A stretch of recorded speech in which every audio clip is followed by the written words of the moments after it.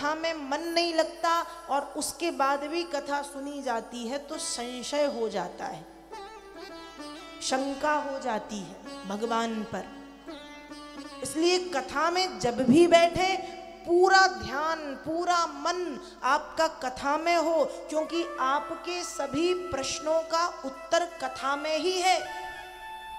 और कथा के बाद भी यदि मन में संदेह, मन में शंका, मन में संशय, मन में प्रश्न उठ रहे हैं, मतलब आपने कथा ध्यान से नहीं सुनी।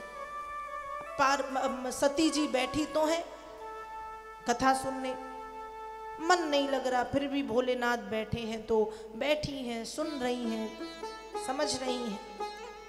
कथा पूरी हुई, भगवान चल दिए। जब भगवान चल दिए तो यहाँ राम जी की एक अलग लीला चल रही है। कौन सी लीला? हे खग मृग हे मधुकर श्रेणी, तुम देखी सीता मृग नयनी।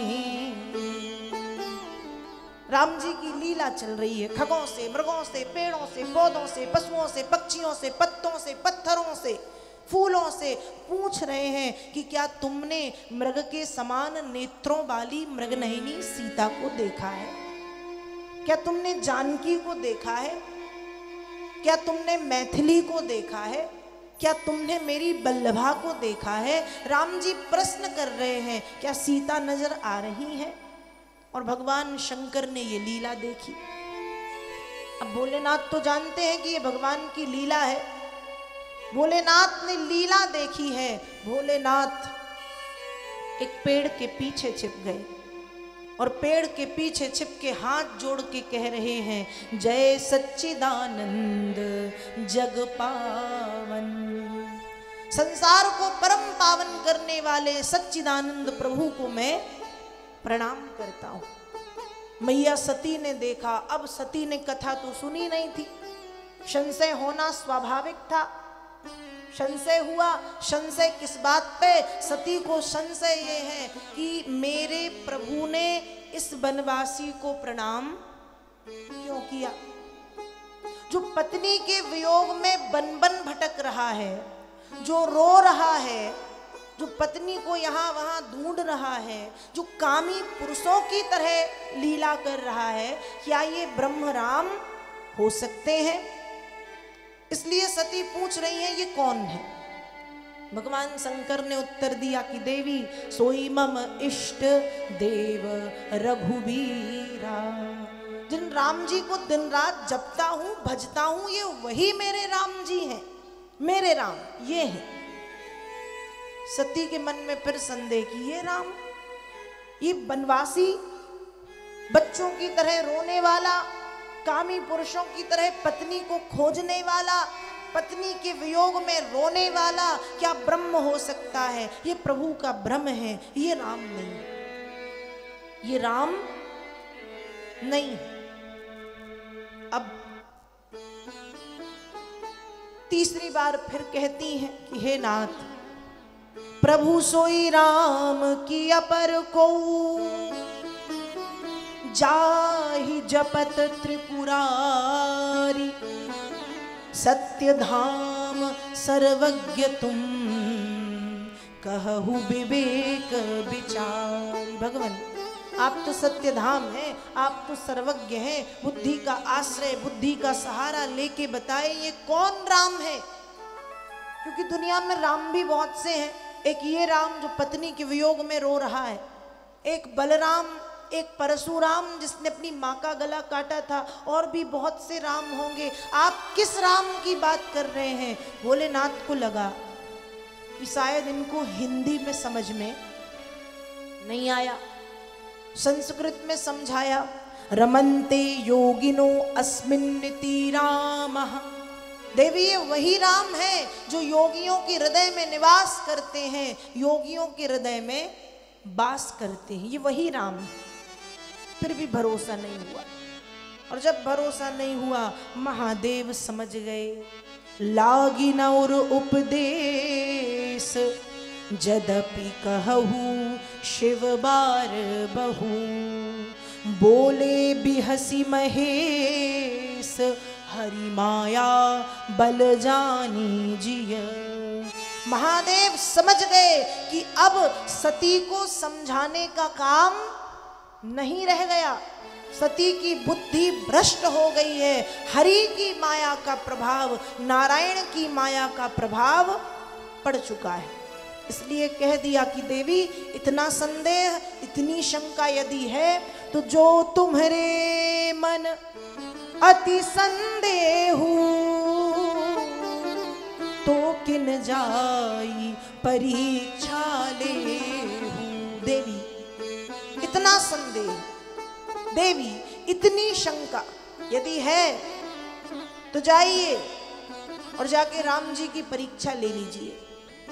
अब जब परीक्षा की बात आ गई तो सती मैया ने एक बार भी नहीं कहा कि प्रभु मैं मान गई। परीक्षा की बात आ गई, मैं मान गई वही राम है। सती परीक्षा लेने के लिए चल पड़ी और जब सती परीक्षा लेने के लिए गई तो सती ने कैसी परीक्षा ली है? सती ने सीता का वेश धर लिया। सती सोच रही है कि यदि ये ब्रह्म राम है तो मुझे पहचानेंगे और देखते ही मां कहकर के प्रणाम करेंगे, और यदि ये कोई साधारण राम है तो मेरा हाथ पकड़ के मुझसे कहेंगे कि सीता तुम कहां चली गई थी, पता चल जाएगा। तो सती ने सीता का वेश धर लिया, राम जी के आगे जाकर के खड़ी हुई, और जब राम जी के आगे जाके खड़ी हुई तो राम जी तो बाद में, लक्ष्मण जी पहले पहचान गए। क्यों? क्योंकि सीता मैया जो है वो ब्रह्म के पीछे चलती है, ब्रह्म के आगे कभी नहीं गई। और सती जो सीता के रूप में है वो ब्रह्म के आगे, राम जी के आगे जाके खड़ी हो गई। और जब आगे जाके खड़ी हुई, जैसे ही आगे जाके खड़ी हुई हैं, तत्काल भगवान राम के हाथ जुड़ गए और हाथ जोड़ करके राम जी कह रहे हैं, कहु बहोरी कहाँ वृष के तू, विपिन अकेली फिरहु के ही है तू। प्रणाम किया, माँ आप इस घनघोर जंगल में अकेली क्यों घूम रही हो? नंदी पर सवार होने वाले भगवान आशुतोष, भगवान वृषकेतु, भगवान शिव कहाँ हैं? और जैसे ही सती ने सुना तो सती का सिर लज्जा से नीचे झुक गया। एक शब्द कहे बिना दौड़ते भागते हुए सती वापस आई। भगवान शंकर भी एक पेड़ के नीचे बैठे थे, लेकिन आज महादेव का मन समाधि में नहीं लग रहा, मन विचलित है, मन सोच रहा है कि सती ने क्या किया होगा। अब जैसे ही सती आई तुरंत भगवान शंकर पूछते हैं, कहो देवी कैसी परीक्षा ली? सती ने क्या कहा? कछु ना परीक्षा लीन गोसाई, कीन प्रणाम तुम्हारे ही नाई। हे भगवान, मैंने कोई परीक्षा नहीं ली, मैंने तो बस प्रणाम किया और मैं चली आई। लेकिन आज भगवान शंकर को भी भरोसा नहीं हुआ। भगवान शंकर विश्वास का स्वरूप है। गोस्वामी जी रामचरितमानस के बालकांड के मंगलाचरण के 3 श्लोक में लिखते हैं, भवानी शंकरौ वंदे श्रद्धा विश्वास रूपिणौ, याभ्याम विना न पश्यन्ति सिद्धा स्वांतस्थमीश्वरम। मैं वंदना करता हूं भवानी और शंकर की, जो श्रद्धा और विश्वास का स्वरूप है। भगवान शंकर विश्वास है, सती मैया श्रद्धा है।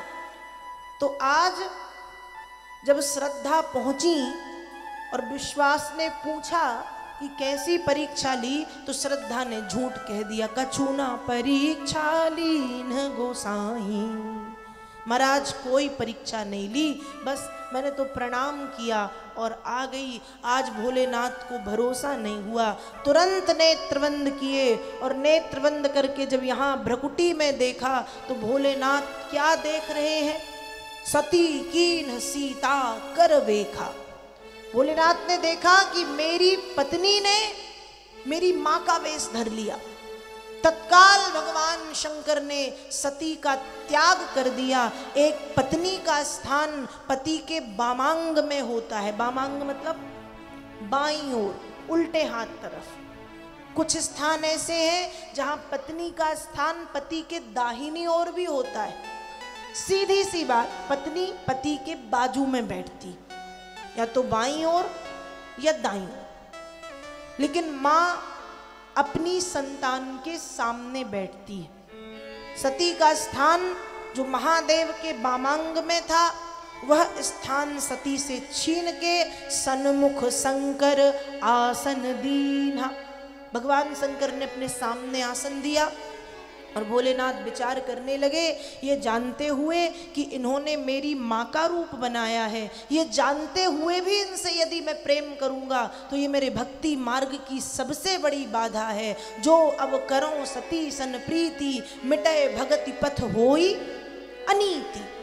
इसलिए भगवान शंकर ने सती का त्याग किया और भगवान शंकर बीते संबत सहस 87 हजार वर्ष तक भगवान शंकर तपस्या करने के लिए बैठ गए।